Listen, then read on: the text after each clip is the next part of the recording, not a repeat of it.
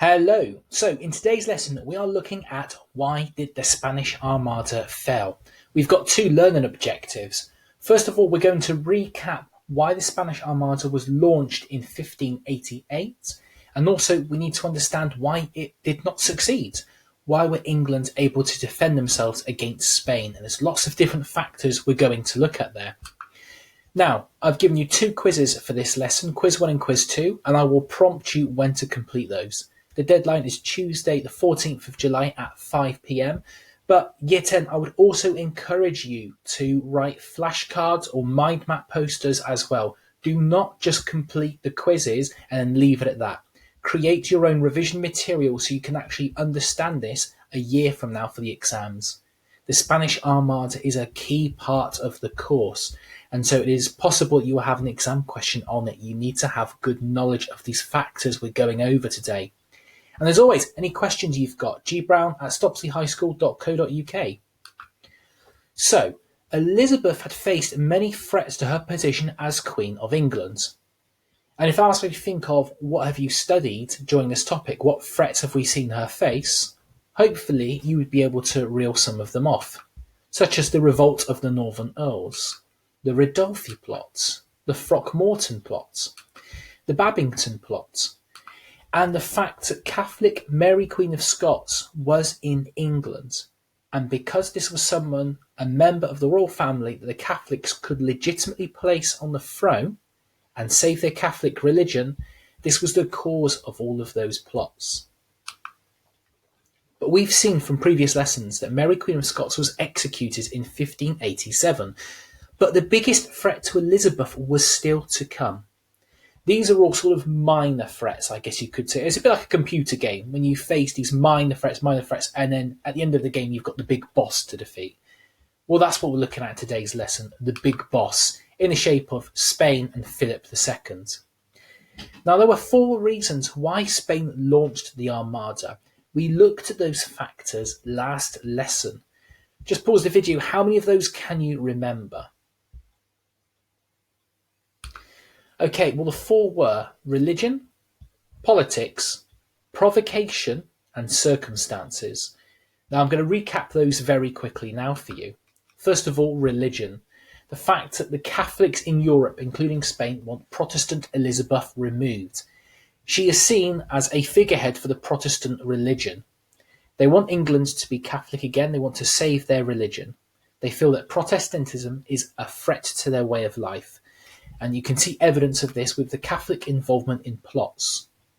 You've got the Pope as well. The Pope had excommunicated Elizabeth, if you remember. She wasn't recognised by the church anymore. She was seen as an enemy of the Catholic faith. And the Pope had issued papal bulls saying this.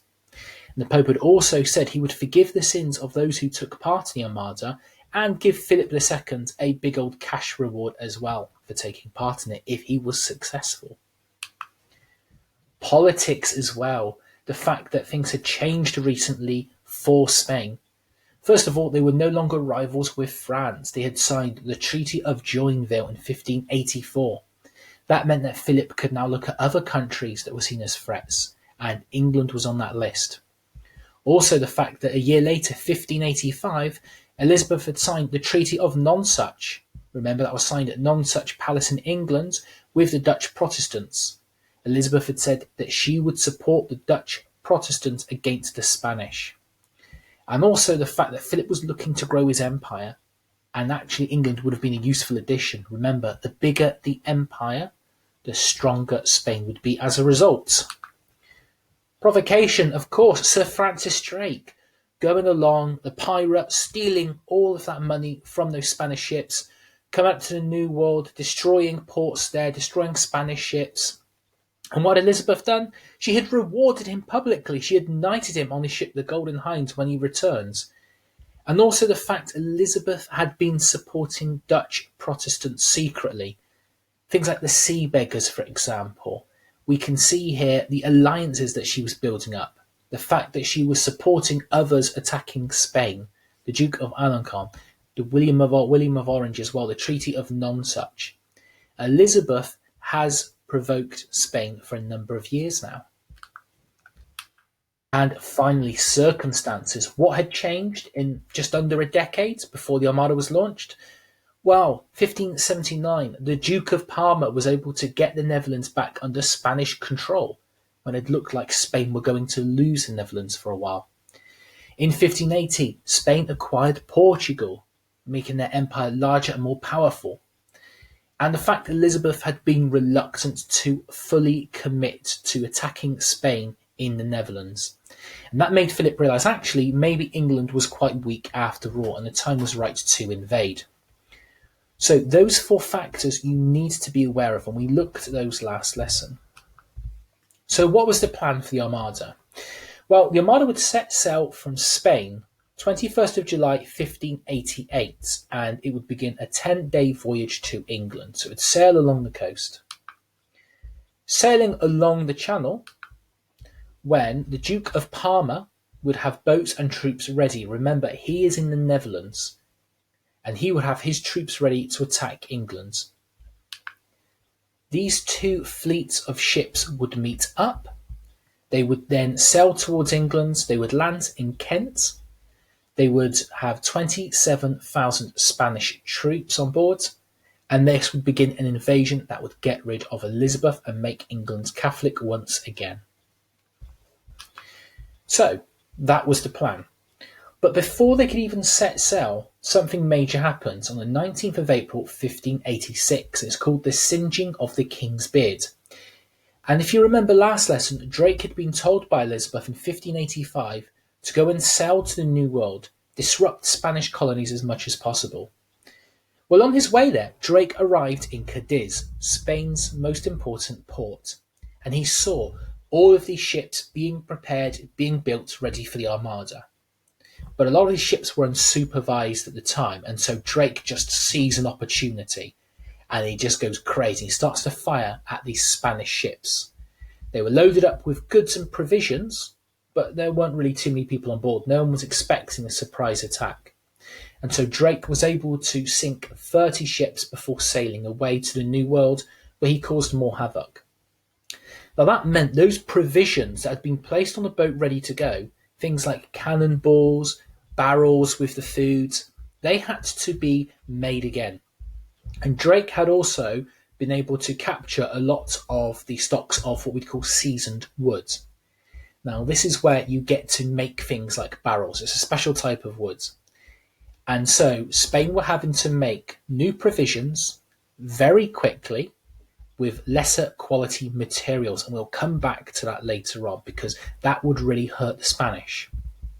Now, this disruption did not stop the Armada from happening. It was always going to happen, but it delayed it by a year.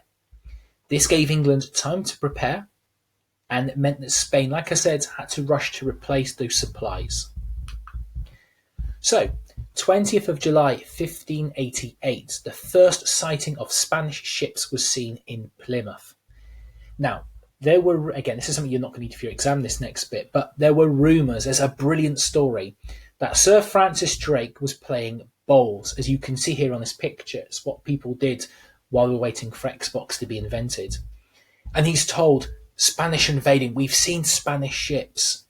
And Drake doesn't panic at all. Drake just goes, well, we'll carry on playing. He said, there's time to complete the game and defeat the Spanish.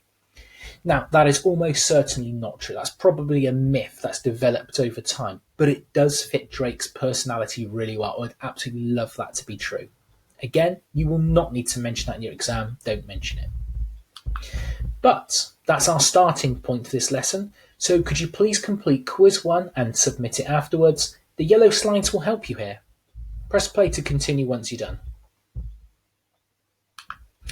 Okay, so why did this attack fail? Well, Spain's one of the most powerful countries in the world at this time, if not the most powerful world. Just look at the empire they've got on that map there, the area in red.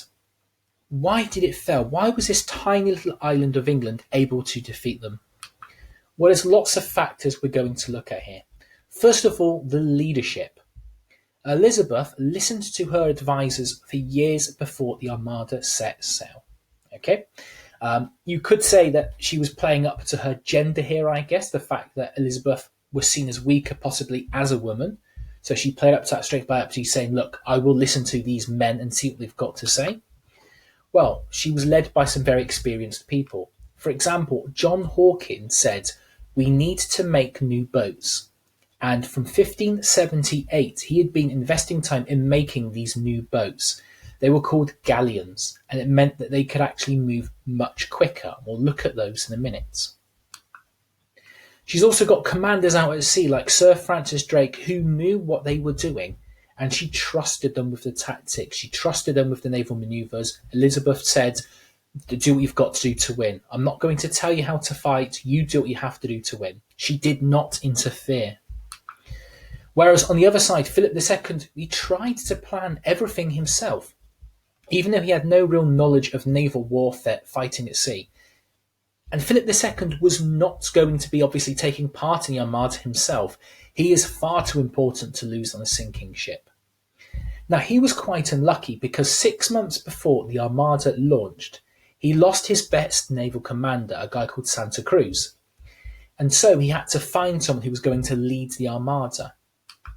He places a man called the Duke of Medina Sidonia in charge. Medina Sidonia says, I'm not sure I'm the right person here. He basically begs him to reconsider. Medina Sidonia even gets seasick easily on the voyage. He has no naval warfare experience. All of the fighting he has done is on land before, and he didn't really think the Armada would work. But when he tries to give that feedback back to Philip, Philip just responds. He ignores Medina Sidonia. He says, pull yourself together. It's a direct quote there by Philip to the Duke of Medina Sidonia. So we can see there's a contrast, isn't there, between the two leaders and how they're responding to feedback from others. Reason 2, the English boats. So England had been building these new ships called galleons for over 15 years. These new ships were easier to sell and they were faster than Spanish boats. The Spanish warships traditionally were very big, very difficult to maneuver. These galleons were smaller, easier to turn, and the fact is, though, there were only 24 of them made by 1588. Let's face it, it takes a lot of time to make a boat. Weapons.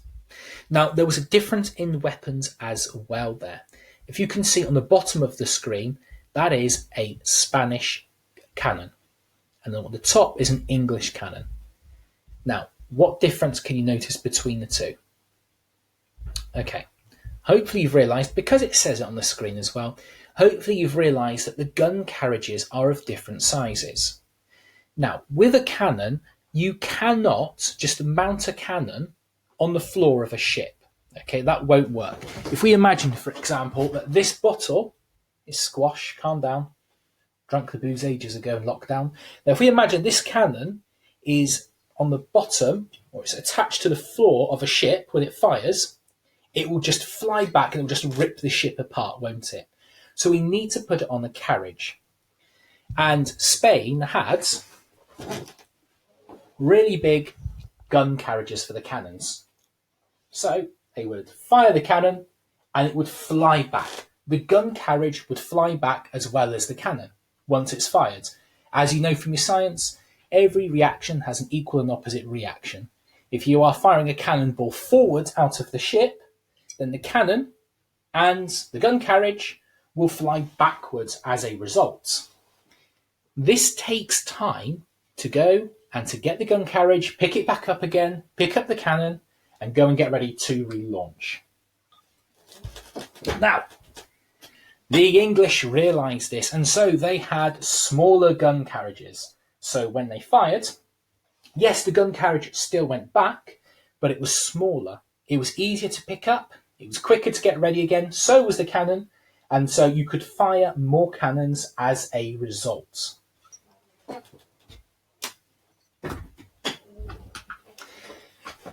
There we go. The cannon could be reloaded more quickly when it flew back. Therefore, the English could fire more shots than the Spanish. Okay, let's go back to poor supplies. Now, I told you in the first half of this lesson that Sir Francis Drake had sailed to where Spain were preparing in Cadiz the year before, and he had sunk in total over 100 of them. 30 in Cadiz itself, and then others as he was going around the ports in the New World. And this event was called the Singeing of the King's Beard. Now, like I said, these boats had been loaded ready for the invasion. It was all organised, it was all carefully prepared. The barrels had ammunition in, like gunpowder. There was food in the barrels as well. And this meant that Spain had to basically restock these boats as quickly as possible because it was now at the bottom of the ocean. They had to produce a lot of ammunition very quickly, and they had to remake barrels.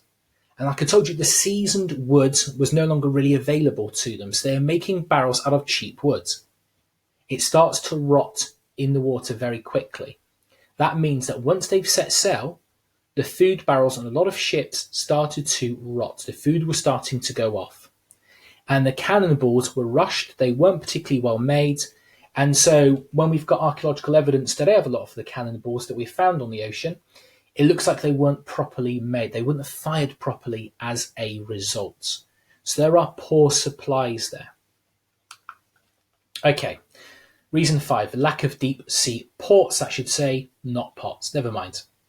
If you remember from last lesson, I told you that the only real success Dudley had had in the Netherlands was to keep the port of Ostend. It's probably the only thing you've been thinking about since you watched that lesson. This is why it was so important. The Spanish army in the Netherlands, as a result, didn't have any deep sea ports.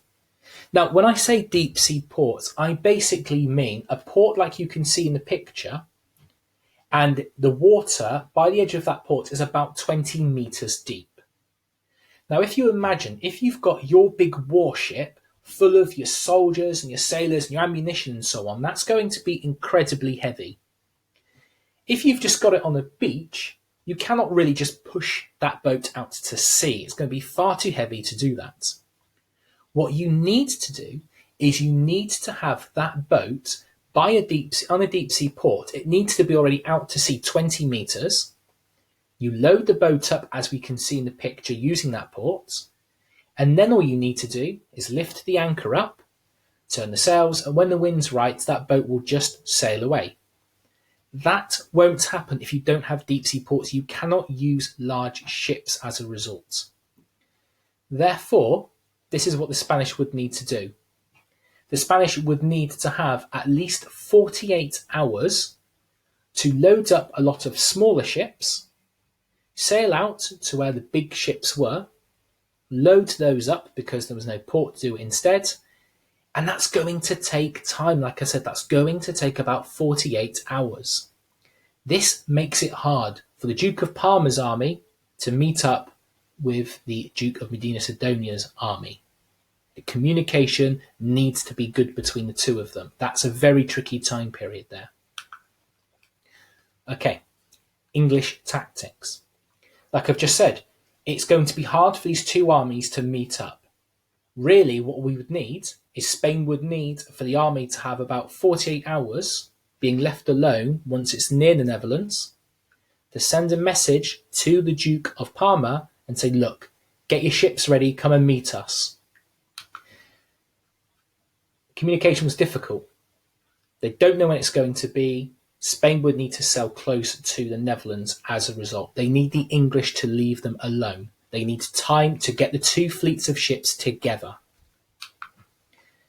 England didn't stop fighting, really, the Spanish ships as soon as they saw them. They started to fire.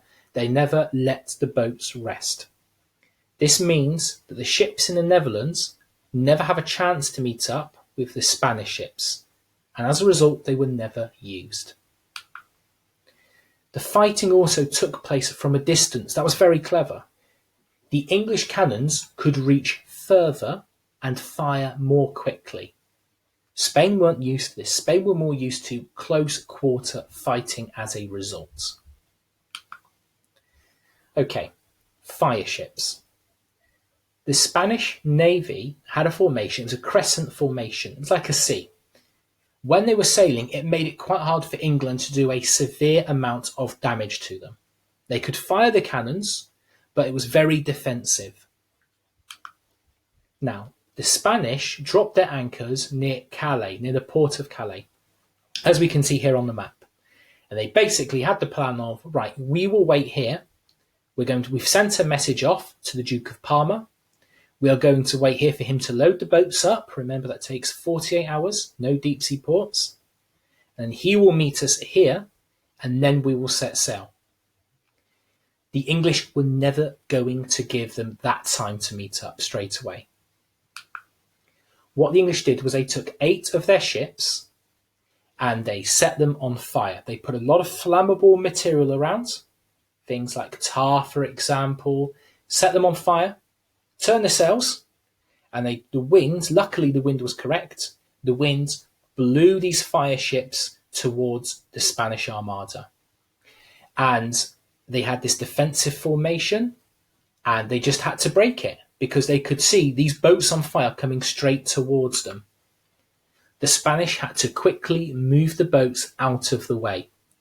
And some of the ships did not have enough time to use the proper procedure of lifting up the anchor. That took too long. So they panicked, they cut the ropes, and they left their anchors at the bottom of the ocean. This means that the boats did not have anchors anymore to keep the boat steady in case there was bad weather. Remember that for later on. So, that defensive formation was broken. The boats scattered. The next day, the Spanish boats tried to meet back up again once the fire boats had gone. And England used this opportunity to fight the Spanish. The English cannons being very effective at this point, there was no sign of the Netherlands, the troops from the Netherlands. The Duke of Parma hasn't got his boats ready in time. The Spanish had no option but to retreat. But the Spanish could not retreat back the way they had come.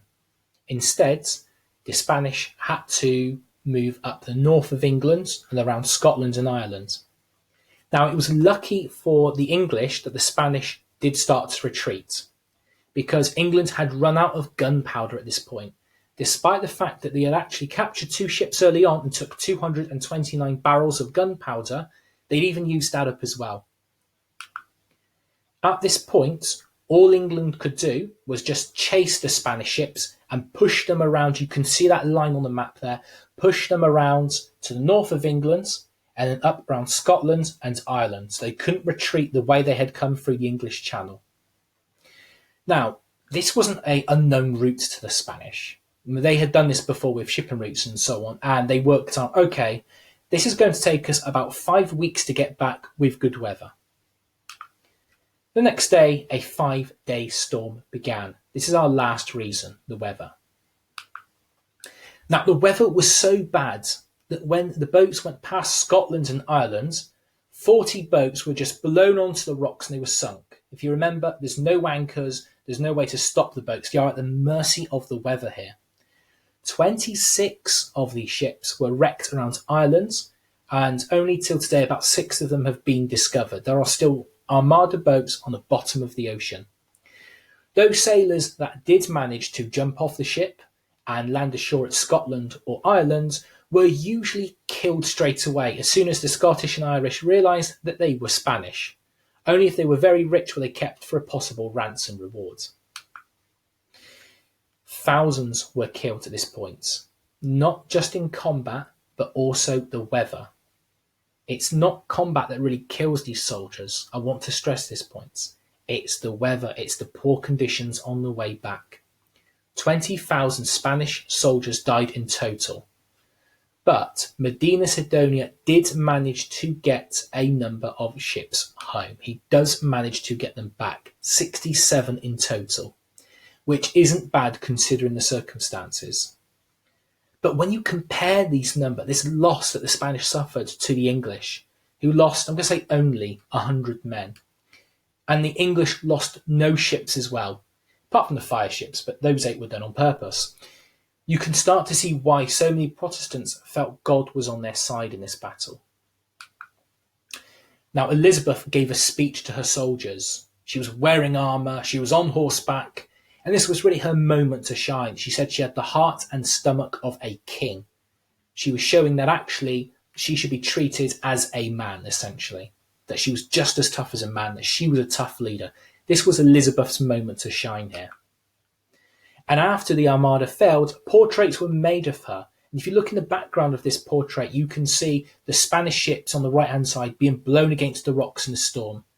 It made her seem like a strong ruler. She was the person who would stop the strongest country in the world. And she used this as proof to claim that God wanted people to be Protestant, not Catholic. She said that God blew and the ships scattered. Now, what happened next? Spain tried to launch armadas again in the years to follow, but they all failed. I think the closest they came in the next 10 years was a few Spanish troops landed in Cornwall, but nothing really happened. Philip still believed Catholicism was the true religion. He didn't start with, well, I've got to be a Protestant then. He didn't start changing like that. But Spain did start to decline in terms of money and power. The English troops were really rejuvenated by this. We see an age of England feeling, actually, we can sail out in confidence in the ocean. We can start to explore. The English continued to attack Spanish ships and steal from them. So, quiz 2. Please can you complete that quiz and press submit afterwards. And that is it for today's lesson. Now, that is the second section of Elizabeth done. We've done section 1, looking at Elizabeth and the changes she made as soon as she became leader. And that's the end of section 2, the threats against Elizabeth.